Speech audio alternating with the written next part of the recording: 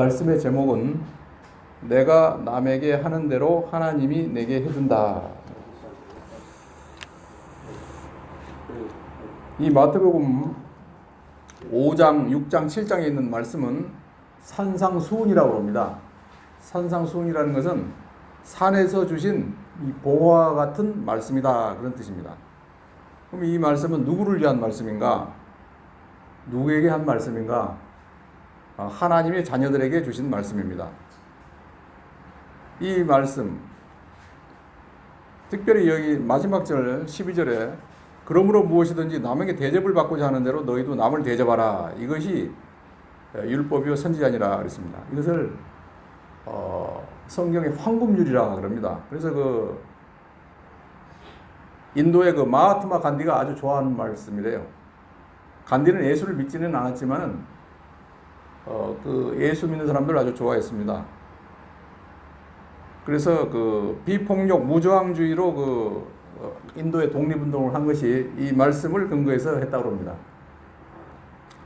그러나 이것은 비폭력 무저항주의를 하라는 그런 뜻은 아니고 하나님께 이렇게 대접을 하는 대로 하나님이 너에게 해준다, 그런 뜻이 있는 것입니다.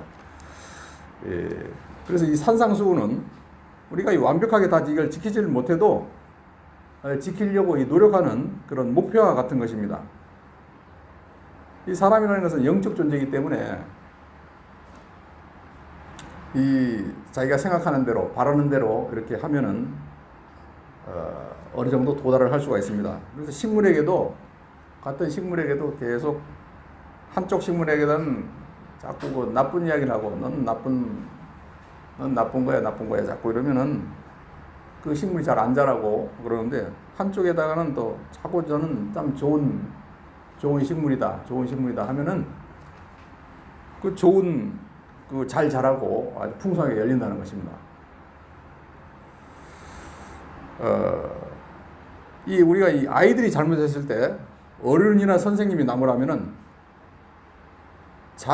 애들이 받아들이면 좋은 아이가 될 수가 있습니다. 그런데 어른이나 선생님이 평소에 그 아이를 잘 알아주지 않다고 갑자기 야단을 치면은 저분이 나한테 분풀이를 하고 있다, 이렇게 생각을 하고 반발을 합니다. 또 엄마가 컨디션이 안 좋은 상태에서 아이들을 나무라면은 아이들이 잘 안 받아들입니다. 우리 사회가 다른 사람의 잘못을 자꾸 드러내고 있지만은 왜 끊임없이 이 비리가 끊이지 않고 있는가? 이것은 분풀이성 비판이 난무하기 때문입니다. 의사는 환자가 병들어서 병원에 찾아왔을 때 왜 병들었냐고 이렇게 비난하지 않습니다. 의사는 절대 환자를 비판해서는 안 됩니다. 또 성형외과 의사는 못생긴 사람이 와가지고 내 얼굴 좀 이쁘게 해주세요 할 때 왜 이렇게 못생겼냐고 하지 않습니다. 성형외과 의사는 못생겨가지고 갈수록 더 좋은 거예요. 자기 의술로서 이쁘게 만들어주면 되니까. 또 건축가는 헌 건물에 대해서 왈가왈부하지 않습니다. 헌 건물 그거는 철거해버리고 새로운 좋은 이쁜 건물을 지어주면 되는 거기 때문에. 또 시험 치는 학생은 남을 비판할 필요가 없어요. 나무 답안이 맞다 안 맞다 그거 말할 필요 없습니다. 나중에 이제 점수가 나오면은 다 정답이 나오는 거니까 그럴 필요가 없습니다. 예수님은 가늠하다 붙들려온 여인을 보고서 다른 사람에게 돌을 던지지 못하게 하고 나도 너를 비판하지 않는다, 다시는 죄를 짓지 말라 그러셨습니다. 또 세리들도 비난하지 않으시고 심지어는 제자로 삼기까지 하셨어요.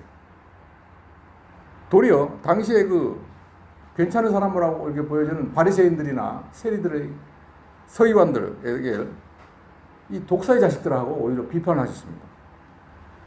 그래서 오늘 말씀에는 모든 일에는 원인과 결과가 있다는 것입니다. 1절에 비판을 받지 아니하려거든 비판하지 말라 그랬습니다. 여기 비판하지 말라는 이 심판하지 말라, 또 평가하지 말라, 분석하지 말라, 그런 뜻이 있습니다. 우리는 다른 사람이 말하는 것이나 행동하는 것이 옳고 그름을 판단해야 잘못된 길로 빠지지 않는데, 때때로 마치 내가 하나님인 양 다른 사람의 인격이나 삶을 심판하려고 할 때가 있는 것입니다. 요한복음 7장 28절에는 외모로 판단하지 말고 공의로서 하라 그랬습니다. 이것은 너그러우라는 뜻이에요. 이렇게 꼬치꼬치 이렇게 비판하면은 너도 나중에 심판대 앞에 가서 같은 꼴을 당하게 된다는 것입니다. 내가 아무리 하는 말이 옳고 정당하다 하더라도 하나님 앞에서 죄가 됩니다. 그래서 우리는 다른 사람 전체에 대해서 정죄하거나 판단해서는 안 된다 하는 것입니다. 물론 어떤 잘못된 제도나 그런 것을 고치기 위해서는 그런 의견을 제시할 수는 있지만은 이 공동체 안에서 나 자신도 하나님 앞에서 판단받아야 할 그 입장이기 때문에 여기 비판받지 아니하려거든 하는 것은 너무 비판적인 사람은 자기 자신도 다른 사람으로부터 비판을 받게 된다는 것입니다. 사실 지나치게 이 비판적이어서 남에게 미움을 받는 사람들은 자기 자신도 완전하지 못하기 때문에 언젠가 자기처럼 까다로운 사람을 만나서 비판받을 때가 있습니다.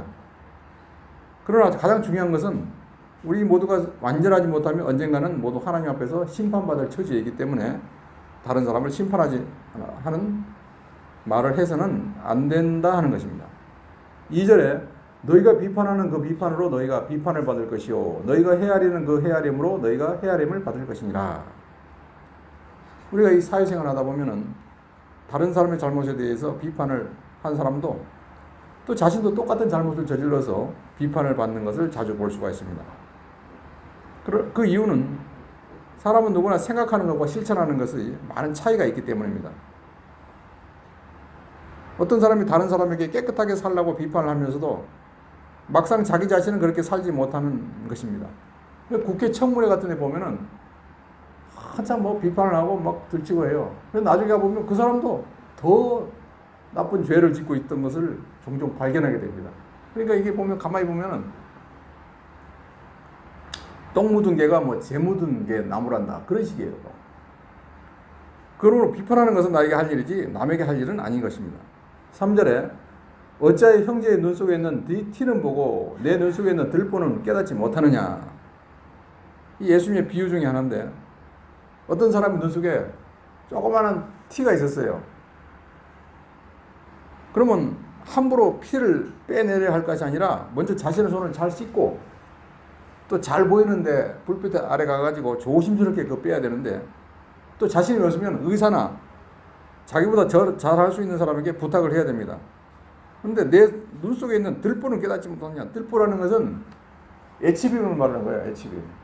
한 100층짜리 건물을 짓는다면 HBM을 쫙쫙 쏴가지고 거기다가 시멘트를 갖다 붙여가지고 그 100층짜리 건물을 질 수가 있는 거예요. 그리고 이런 흉흉한 HBM이 자기 앞에 눈앞에 가려가지고 안 보이는 겁니다.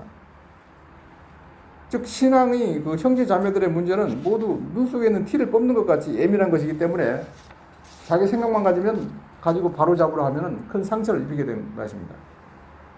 이 티와 같이 별것 아닌 것 가지고 남을 비판하는 것은 오히려 반발과 비난만 받게 되는 것입니다.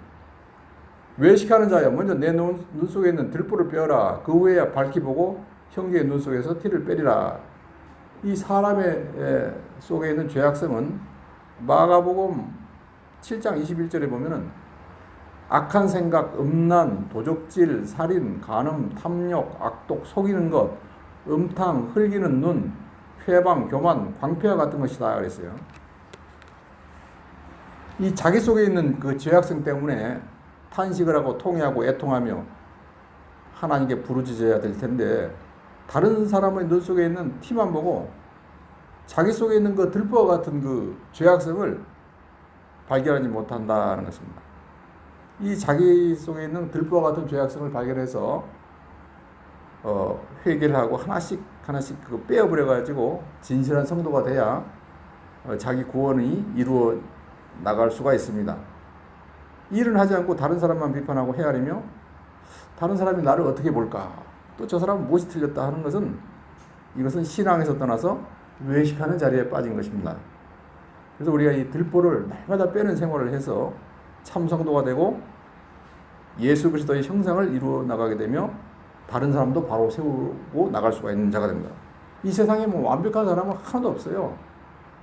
여기서 있는 목사도 뭐 완벽할 수가 없습니다. 사람이기 때문에 실수도 있고 또 뭐 여러 가지 뭐 잘못된 것도 많이 있죠. 그러나 잘하려고 이렇게 노력을 하는 것 뿐이죠, 우리가. 그래서 참 이 남을 비판한다는 것은 대단히 참 위험한 일입니다. 6절에 거룩한 것을 개에게 주지 말며 너희 진주를 돼지 앞에 던지지 말라. 그들이 그것을 발로 밟고 돌이켜 너희를 찢어 상하게 할까 염려하라. 이 6절 말씀은 마태복음에만 있는 말씀입니다. 이 거룩한 것이나 진주는 하나님께 속한 것인데 진주는 복음을 말하는 복음과 하나님의 진리를 말씀합니다. 이 거룩한 것은 영감된 성도의 마음과 몸과 인격입니다. 이 예수 믿는 사람은 다 하나님께 속한 것이고 하나님께 사용되는 것이므로 참 이 거룩한 것입니다. 성도는 주님이 십자가의 피로 값주고 사서 주님의 것이 되었으며 성령이 우리 속에 와 있습니다. 예수 믿을 때 성령님이 다 안에 들어와 있어요.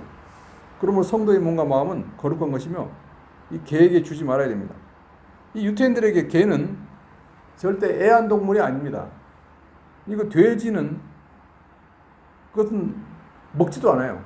유태인들은 먹지도 않고 아주 불결한 걸로 여겼습니다. 이거 상징적인 말씀인데 이 개의 특징은 물고 찢는 것입니다. 싸우고 다투고 시기와 분쟁을 하는 것이 개와 같은 행동이에요. 이 거룩한 것을 개와 같이 싸우는 곳에 던져서 물고 찢고 다투면 안 된다는 것입니다. 또 음란한 일도 개의 행동입니다.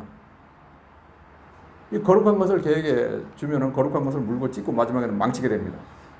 그러나 이것은 복음을 이렇게 개와 뭐 그 돼지 같은 사람에게 전하지 말라 그런 뜻은 아닙니다. 복음은 택한 백성이 누군지 모르기 때문에 만민에게 다 복음을 전파하라고 하기 때문에 전파를 해야 됩니다. 고린도전서 3장 11절에 누구든지 하나님의 성령을 더럽히면 하나님이 그 사람을 멸하시리라 그렇게 말씀했습니다. 우리 성전된 몸과 마음에 하나님이 계시고 하나님의 이름이 거기 있고 하나님의 것으로 값주고 사신 바 되었는데 그것을 개에게 주어 성전을 더럽히면 하나님의 심판이 내려오게 되는 것입니다. 그래서 이 물질에 손해가 날지라도 서로 물고 찢고 싸우지는 말아야 됩니다. 물질에 비록 손해가 났다 하더라도 거룩한 것을 지켰다면 벌써 더 좋은 것을 하나님께 받은 것입니다. 너희 진주를 돼지 앞에 던지지 말라. 그래서 너희 진주라고 그랬어요. 그러니까 각 사람에게 진주 같은 그런 그 복음과 진리가 다 있다는 것입니다. 또 너희 진주란 자기에게 대한 하나님의 뜻과 환경이 다 있다는 것입니다. 그것이 다 하나님께 은혜로 주신 것인데 각 사람에게 반드시 하나님의 뜻이 다 있습니다. 그래서 각 사람은 그 자기에게 주신 환경과 처지를 잘 이용해서 하나님의 뜻을 이루어 드려야 됩니다. 또 우리가 어떤 사건을 만나면 거기에 대한 하나님의 뜻을 찾아가지고 우리에게 주어진 환경과 처지를 잘 이용해서 하나님의 뜻을 이루어 나가야 이 진주를 얻는 것이 됩니다. 각 사람에게 진주 만들 재료를 다 주셨습니다. 그 진주조개 있죠, 진주조개. 진주조개가 그 안에서 그 진주가 나오는데 그거는 그 조개가 돌을 잘못 삼켜가지고 돌이 그 조개 속에 오랫동안 한 10년 정도 있다가 계속 그게 이제 그 안에 머물고 있으면 그것이 이제 진주 조개가 되는 건데 오래 걸리는 거예요. 금방 되는 게 아니에요. 진주 조개가 우리가 이 주어진 환경과 처지를 잘 이용해서 하나님의 뜻을 이루어 나가야 진주를 얻게 되는 것입니다. 진주를 살 때는 값없이 돈 없이 삽니다. 이 진주를 산다는 것은 일심전력을 기울여서 하나님의 뜻을 찾고 그 뜻을 당면한 환경에서 이루어 나가는 것입니다. 그러나 이 진주를 돼지에게 던져버리면 돼지는 그걸 모르기 때문에 발로 밟고 상하게 해서 다 내버리게 된다. 이 진주를 버린 자는 하나님 앞에서 불쌍한 사람이 되는 겁니다. 우리가 이 무슨 사건을 만나든지 하나님이 진주로 주신 것을 믿고 감사하며 거기에서 진주를 사서 가지는 성도가 되어야 됩니다. 이 오늘 말씀 1절과 6절의 말씀이 있고 또 7절에서 12절 말씀이 있는데 이게 상관이 없는 것 같지만 다 이게 연결이 되는 말씀이에요. 기도에 대한 말씀이면서도 기도를 또 어떻게 해야 되고 또 어떤 방향으로 이렇게 신앙생활을 해야 되느냐에 대해서는 총괄적인 말씀을 하고 있는 것입니다. 그래서 이 교회 안에서 상처받고 실족하는 사람이 없도록 하기 위해서 건설적인 비판은 발전에 도움을 주지만은 우선 자신을 먼저 돌아보라는 겁니다. 자신을. 그래서 사랑이 없다 비판하지 말고 우리 교회는 사회가 사랑이 없다 비판하지 말고 내가 먼저 사랑을 베풀면은 사랑하는 교회가 되는 겁니다. 또 돼지의 특징은 먹자주의입니다. 또 돼지는 깨끗한 곳에 씻었다가 깨끗한 곳에 청소해줘봐야 금방 또 똥을 싸고 또 그냥 거기 뒹굴고 해가지고 금방 또 더러워지는 거예요.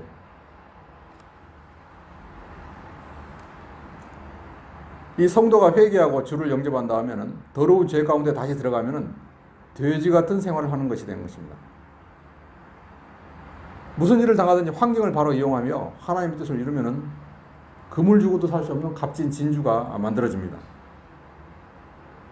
이번에는 도저히 뚫고 나갈 길이 없다고 생각할 때에도 반드시 하나님의 뜻이 거기 있습니다. 자기에게 주어진 배경 속에서 하나님의 뜻을 똑바로 찾고 그대로 순종하여 날마다 진주를 자기 뜻으로 만들어 나가는 성도가 되어야 될 줄로 믿습니다. 나사로가 죽어서 나흘이나 돼서 무덤에 썩은 냄새가 났어요. 아무 희망이 없는 것 같지만 살 길이 거기 있었습니다. 예수님이 오셔가지고 돌을 옮겨 놓으라는 거예요. 돌을 옮겨 놓으라. 돌을 옮겨 놓으면 뭐 하겠습니까? 벌써 지금 죽어서 나흘이 돼가지고 썩은 냄새가 나는데 이렇게 했더라면 나사로가 살려나지 못했을 거예요. 돌을 옮겨 놓으라는 명령에 순종해가지고 돌을 옮겨 놓으니까 무덤을 막았던 돌을 옮겨 놓으니까 예수님이 나사로야 일어나라. 명령 한마디에 나사로가 벌떡 일어나 버렸어. 벌떡 일어나니까 그러면 이제 그 붕대 감은 거 다 풀어서 다니게 하라. 순종만 하니까 그냥 나사로도 살아나고 걸어 다니게 됐어요.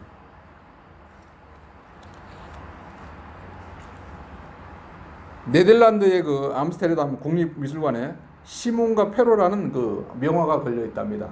그 그림은 한 젊은 그 여인이 이 젖가슴을 드러내놓고 늙은 노인이 그 젖을 빨고 있는 거예요.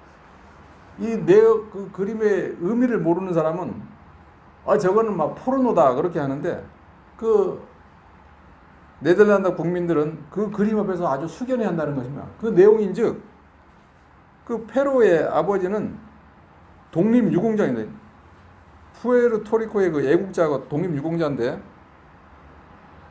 이 독립운동하다가 교수형에 처하라는 명령을 받고 이제 죽을 날만 기다리고 있는데 그 딸이 해산한 몸으로 아버지를 면회왔대요. 그 저주 퉁퉁 불어가지고 왔는데 아버지가 막 굶어서 그냥 아주 해골같이 돼 있으니까는 자기 젖을 좀 빨으라고 이렇게 주는 거예요. 그 아버지가 배가 고프니까 그 젖을 막 빨아먹는 그 그림인데 이것은 부녀간의 사랑과 참 이 페로라는 노인의 그 애국심을 그린 그 그림이기 때문에 이 내용을 모르는 사람은 판단하고 비난을 하집니다. 그러나 그걸 아는 사람은 참 그 명하다 하고 그 앞에서 숙연하게 된다 하는 것입니다.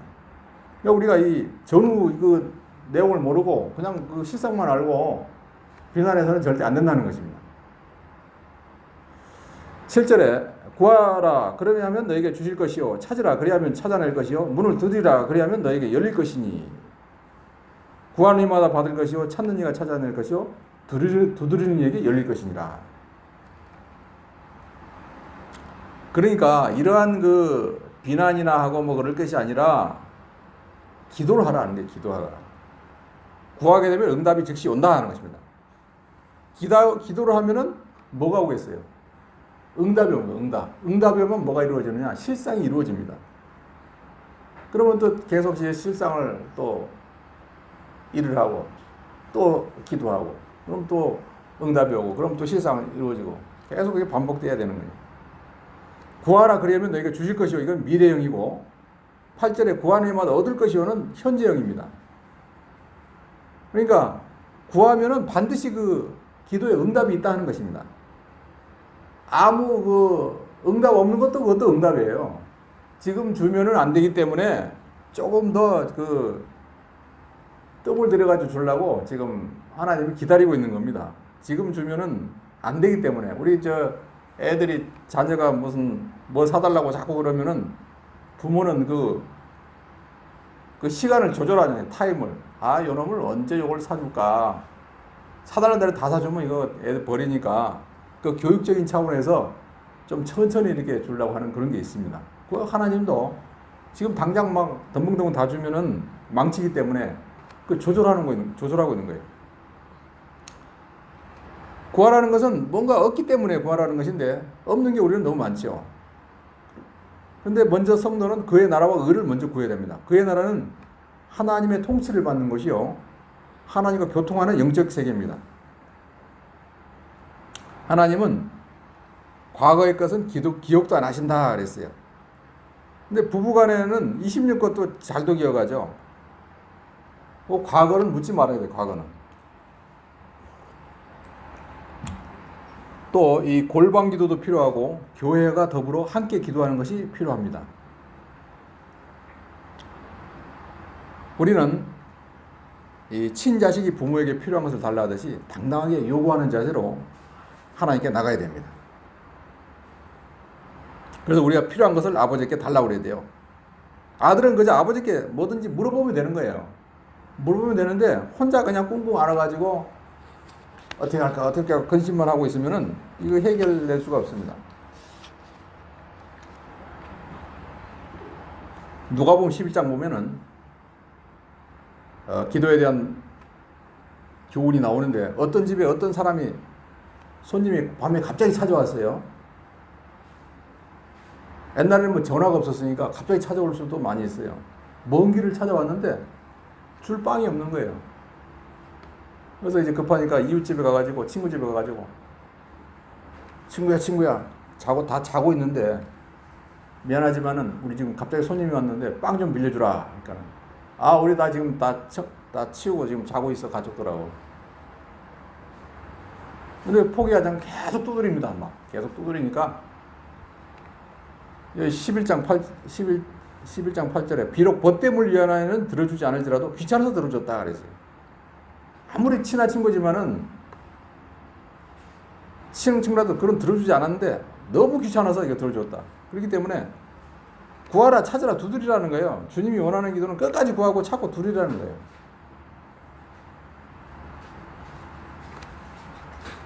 끈질긴 기도를 하라.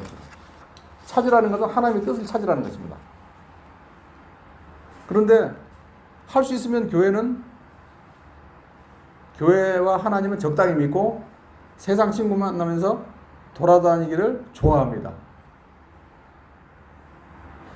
이게 중요한 것은 우리의 이 어떤 배우자 문제나 성공의 길이나 거기에는 하나님의 원하시는 뜻이 다 있습니다. 그 뜻을 찾지 않으면 찾을 수가 없어요. 그렇기 때문에 우리는 하나님의 뜻을 순종해 드리기 위해서 먼저 하나님의 뜻을 간절한 마음으로 찾아야 됩니다. 그런데 하나님의 뜻을 찾기 전에는 여기 준비해야 할 게 몇 가지 있어요. 첫 번째는 욕심을 버려야 됩니다. 욕심을 가지고 하나님의 뜻을 찾으면은 하나님의 뜻을 바로 찾지를 못합니다. 항로를 찾아가는 배의 나침반 속에 조그마한 쇠붙이가 들어가 있다고 하면은 그 나침반이 남과 북을 올바로 찾을 수가 없어요.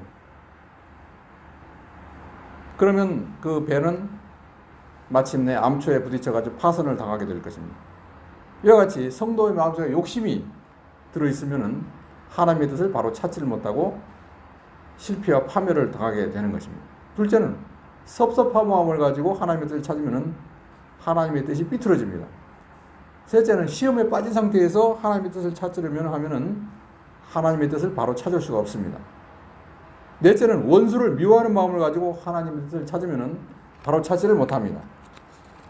다섯째는 사랑을 가지고 찾아야 됩니다. 그래서 하나님의 뜻을 찾는 방법은 첫째는 성경을 상고해서 하나님을 뜻을 찾아야 돼요. 성경에서 찾아야 됩니다. 다른 데서 찾으면 잘못됩니다. 둘째는 원리 원칙에서 하나님의 뜻을 찾아야 돼요. 하나님의 정해주신 원리 원칙을 무시하면서 자기 생각을 하나님의 뜻이라고 고집하면 안 된다 하는 것입니다. 셋째는 자기 믿는 일이 잘 되고 영이 사는 길을 택해야 됩니다. 넷째는 전체의 구원운동에 유익한 길을 찾아야 됩니다. 전체의 구원운동에 손해를 주면서 자기나 자기 교회나 이런 것만 위하는 것은 하나님의 뜻이 아닙니다. 다섯째는 의를 이루는 길로 찾아 나가야 됩니다. 여섯째는 하나님의 섭리를 보아서 하나님의 뜻을 찾아야 됩니다. 이 하나님의 섭리는 이 시간의 경과함에 따라서 점점 알게 됩니다. 일곱째는 오랜 신앙 경험을 참조해서 하나님의 뜻을 찾아야 됩니다. 여덟째는 기도하는 가운데 성령의 감동으로 하나님의 뜻을 찾아야 됩니다. 근데 지금 오늘 말씀의 결론에 12절인데 그러므로 무엇이든지 남에게 대접을 받고자 하는 대로 너희도 남을 대접하라. 이것이 율법이요 선지자니라. 이 구하라 이렇게 말씀을 해놓고 마지막에 12절에 그러므로 무엇이든지 남에게 대접을 받고자 하는 대로 너희도 남을 대접하라. 이것이 율법이요 선지자니라. 이 율법이요 선지자라 이런 것은 이 율법은 안 믿는 사람에게는 소용 필요가 없어요. 믿는 사람에게 지금 하는 말씀입니다. 택자들에게 하는 말씀이에요. 어떻게 해야 되냐? 남에게 대접을 받고자 하는 대로 남을 먼저 대접하라. 그 말은 내가 다른 사람에게 어떻게 했든지 한 그대로 하나님은 너에게 그대로 해준다 이 말씀이에요. 이 다른 사람은 바로 하나님입니다. 하나님을 하나님으로 대접하는 기도를 하라 그런 뜻입니다.